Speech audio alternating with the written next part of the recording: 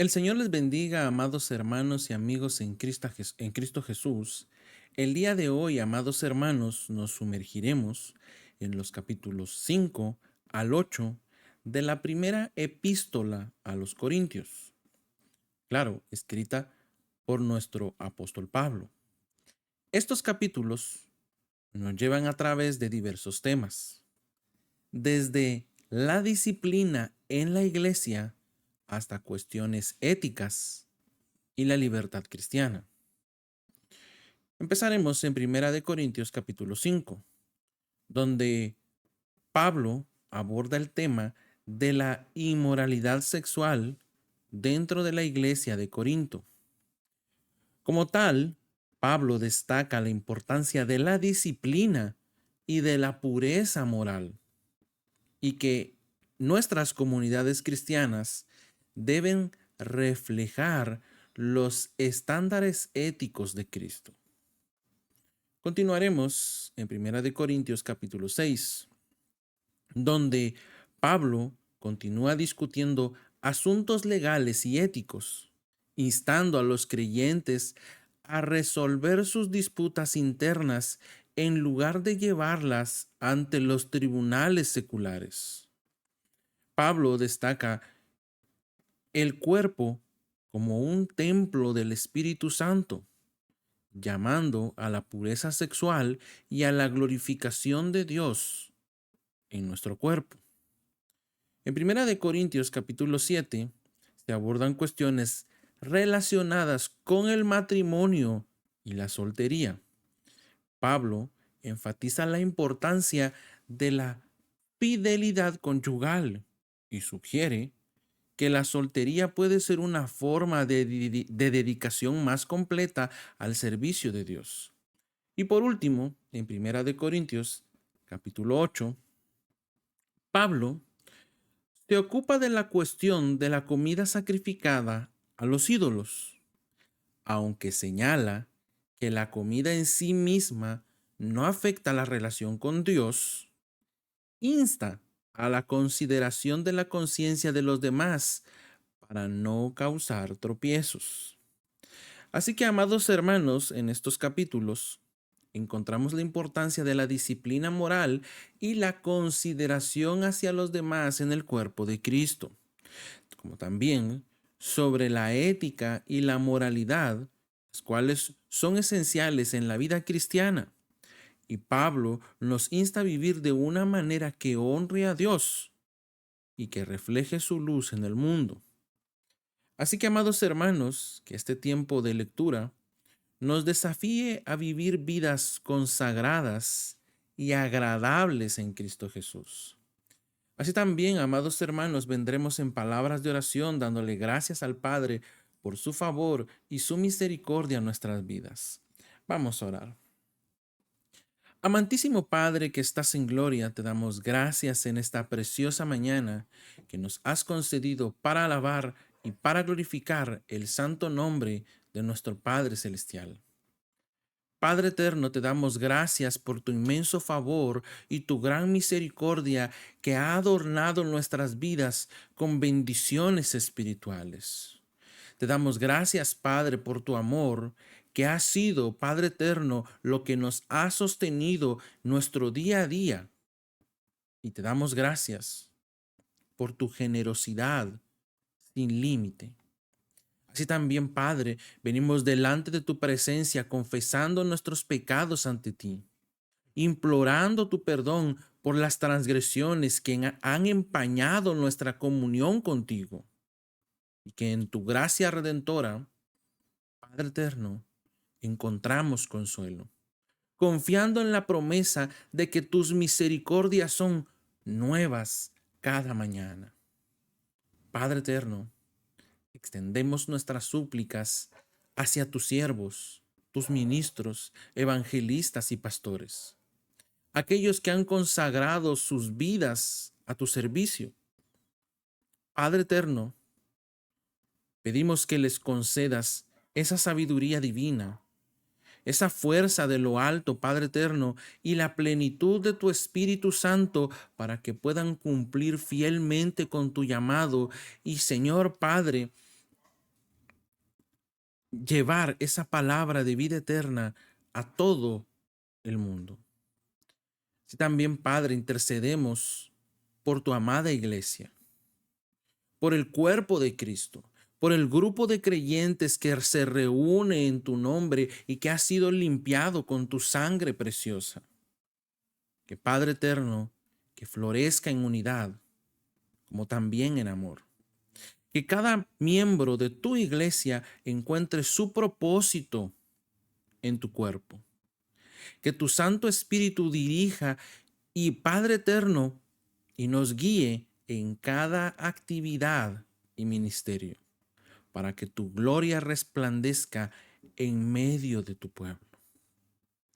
Padre eterno, si también venimos delante de tu presencia y dirigimos nuestras peticiones hacia las autoridades que nos gobiernan, que están sobre nosotros, que están en eminencia, Padre eterno, implorando, Padre, por la paz y la estabilidad de nuestras naciones, para que podamos vivir tranquilos y reposadamente, dedicados a toda piedad y honestidad que provienen de tu luz.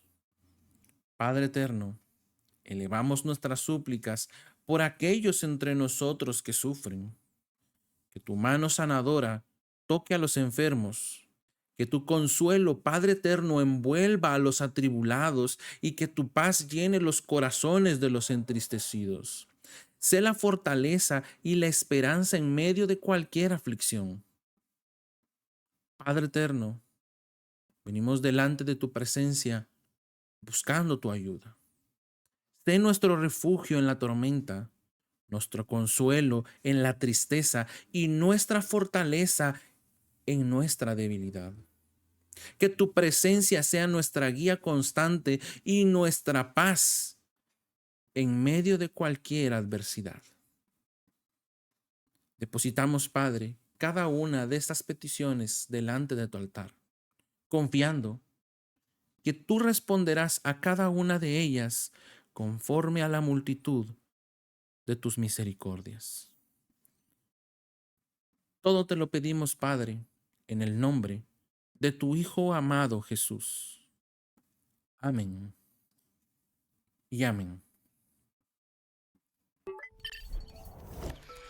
Le damos la gloria y la honra al Señor, al Rey de Reyes y Señor de Señores, que en esta preciosa mañana nos concede, gloria a Dios, leer la palabra del Señor en 1 Corintios capítulo 5, gloria a Dios, en su versión Nueva Traducción Viviente. Y la palabra del Señor en el nombre poderoso de Jesús dice así: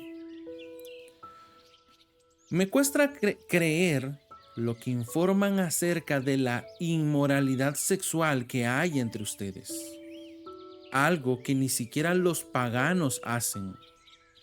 Me dicen que un hombre de su iglesia vive en pecado con su madrastra. Ustedes están muy orgullosos de sí mismos. En cambio, deberían estar llorando de dolor y vergüenza y echar a ese hombre de la congregación. Aunque no estoy con ustedes en persona, sí lo estoy en el espíritu, y como si estuviera ahí, ya emití mi juicio sobre ese hombre. En el nombre del Señor Jesús, ustedes deben convocar a una reunión de la iglesia.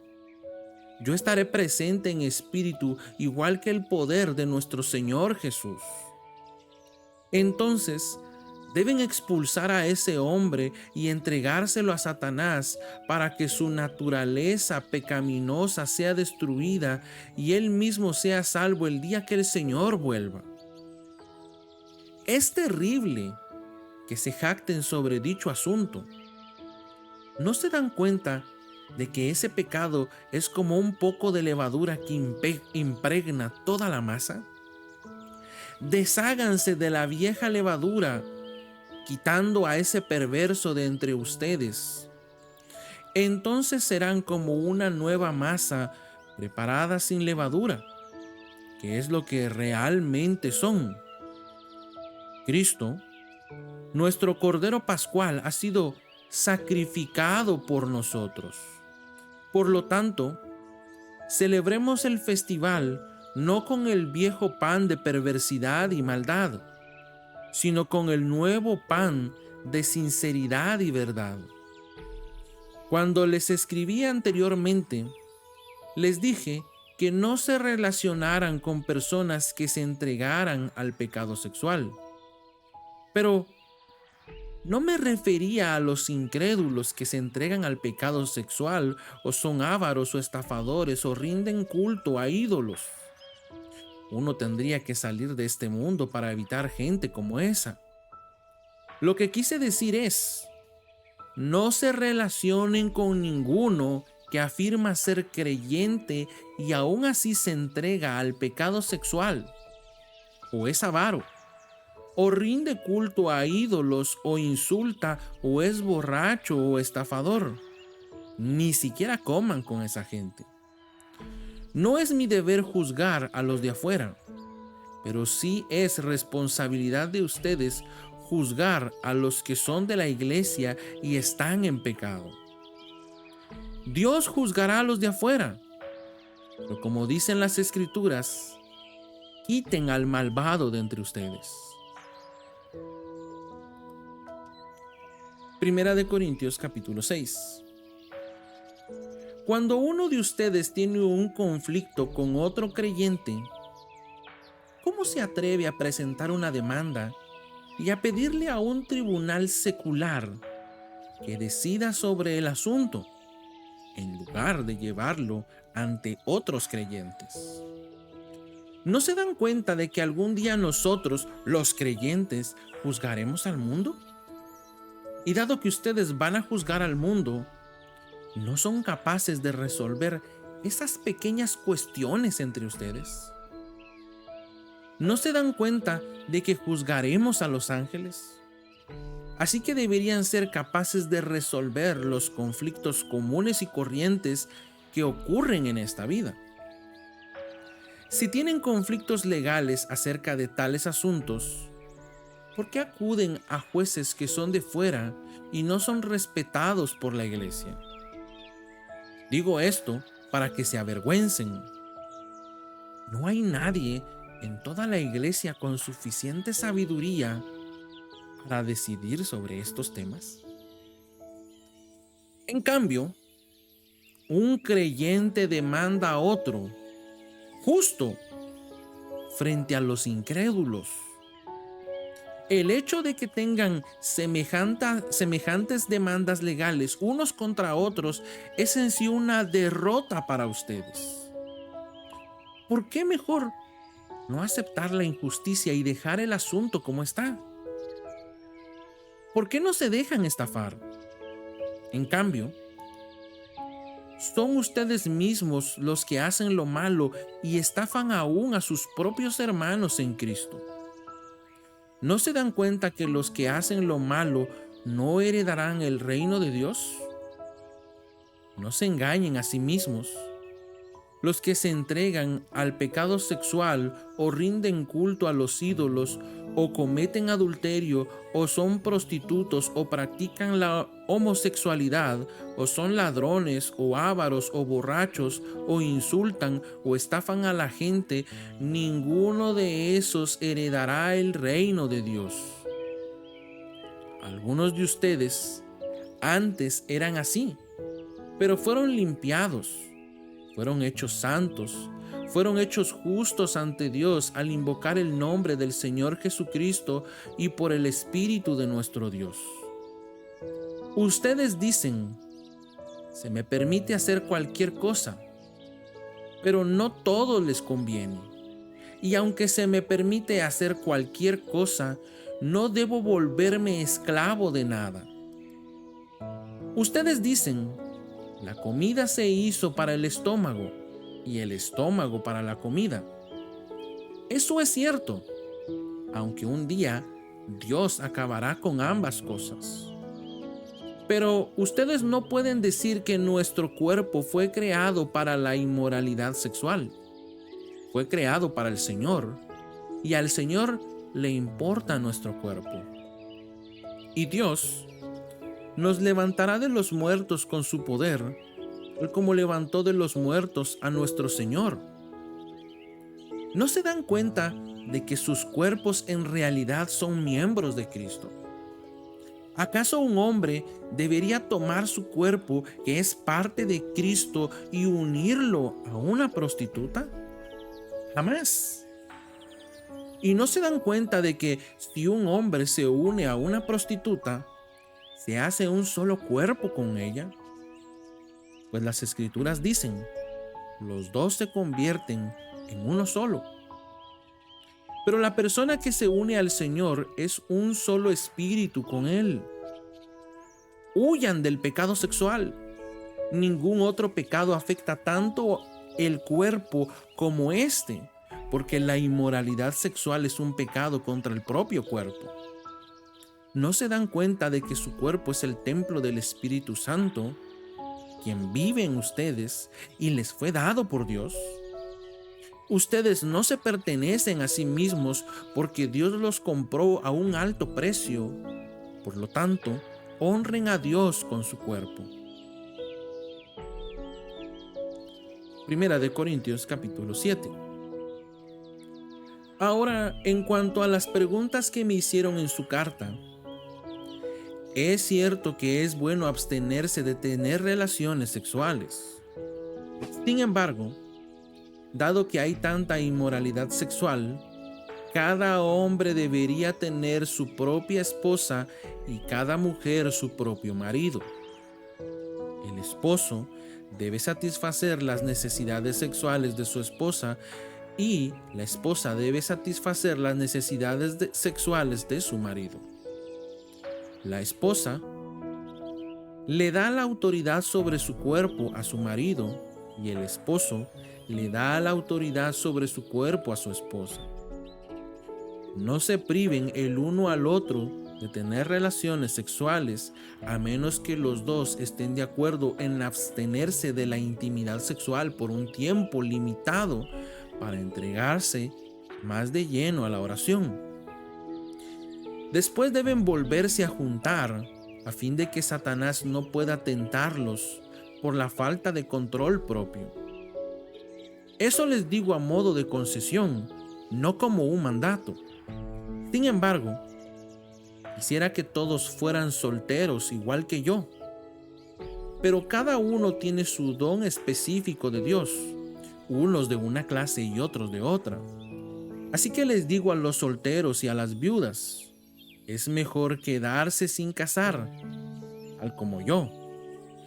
Pero si no pueden controlarse, entonces deberían casarse. Es mejor casarse que arder de pasión. No obstante, para los que ya están casados, tengo un mandato que no proviene de mí, sino del Señor. La esposa no debe dejar a su marido, pero si lo deja, no se case de nuevo, o bien que se reconcilie con él. Y el marido no debe dejar a su esposa. Ahora me dirigiré al resto de ustedes.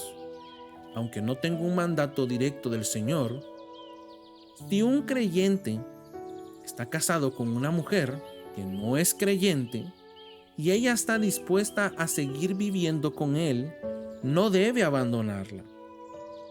Y si una creyente tiene un esposo que no es creyente y él está dispuesto a seguir viviendo con ella, no debe abandonarlo, pues la esposa creyente da santidad a su matrimonio y el esposo creyente da santidad al suyo. De otro modo, sus hijos no serían santos, pero ahora son santos. En cambio, si el esposo o la esposa que no es creyente insisten en irse, dejen que se vaya. En esos casos, el cónyuge creyente ya no está ligado al otro, porque Dios los ha llamado a ustedes a vivir en paz. ¿Acaso ustedes, esposas, no se dan cuenta de que sus maridos podrían ser salvos a causa de ustedes? Y ustedes, esposos, ¿no se dan cuenta de que sus esposas podrían ser salvas a causa de ustedes? Cada uno debería seguir viviendo en la situación que el Señor lo haya puesto y permanecer tal como estaba cuando Dios lo llamó por primera vez. Esa es mi regla para todas las iglesias. Por ejemplo, un hombre que se circuncidó antes de llegar a ser creyente no debería tratar de revertir su situación. Y el hombre que no estaba circuncidado cuando llegó a ser creyente no debería circuncidarse ahora. Pues no tiene importancia si un hombre ha sido o no circuncidado. Lo importante es cumplir los mandamientos de Dios. Cada uno debería permanecer tal como estaba cuando Dios lo llamó. ¿Eres un esclavo? No dejes que eso te preocupe. Sin embargo, si tienes la oportunidad de ser libre, aprovéchala. Y recuerda, si eras un esclavo cuando el Señor te llamó, ahora eres libre en el Señor. Y si eras libre cuando el Señor te llamó, ahora eres un esclavo de Cristo. Dios pagó un alto precio por ustedes, así que no se dejen esclavizar por el mundo. Amados hermanos, cada uno debería permanecer tal como estaba cuando Dios lo llamó por primera vez. Ahora, con respecto a la pregunta acerca de los jóvenes que todavía no se han casado, para ellas no tengo ningún mandato del Señor. Pero el Señor, en su misericordia, me ha dado sabiduría digna de confianza que les transmitiré a ustedes. Debido a la crisis actual, pienso que es mejor que cada uno se quede como está. Si tienes esposa, no procures terminar tu matrimonio. Si no tienes esposa, no busques casarte. Pero si te casas, no es pecado. Y si una joven se casa, tampoco es pecado.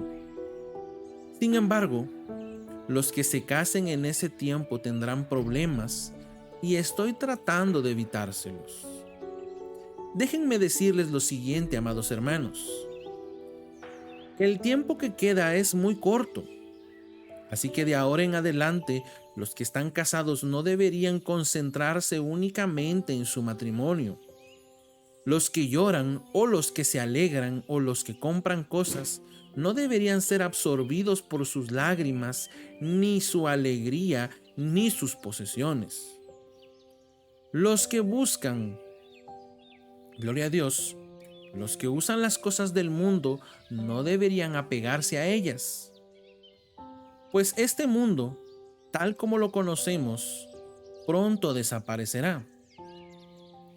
Quisiera que estén libres de las preocupaciones de esta vida. Un soltero puede invertir su tiempo en hacer la obra del Señor y en pensar cómo agradarlo a Él. Pero el casado tiene que pensar en sus responsabilidades terrenales y en cómo agradar a su esposa. Sus intereses están divididos. De la misma manera, una mujer que ya no está casada o que nunca se ha casado puede dedicarse al Señor y ser santa en cuerpo y en espíritu. Pero una mujer casada tiene que pensar en sus responsabilidades terrenales y en cómo agradar a su esposo. Les digo esto para su propio beneficio, no para imponerles restricciones. Mi deseo es que hagan todo lo que les ayude a servir mejor al Señor con la menor cantidad de distracciones posibles. No obstante, si un hombre piensa que está tratando a su prometida en forma impropia y que inevitablemente cederá a sus pasiones, que se case con ella como él desea, no es pecado. Pero si ha decidido con toda firmeza no casarse y no hay urgencia y puede controlar sus pasiones, hace bien en no casarse.